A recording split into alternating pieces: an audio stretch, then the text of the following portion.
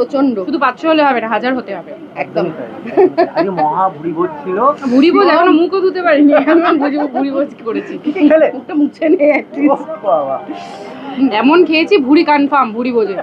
ওই যে ও খুব ব্যস্ত আজকে, আমাদের আজকে কাজ নেই, ও তো দুবারিতে কাজ করে, তাই জন্য ওর ওখান থেকে ডাক চলে এসছে।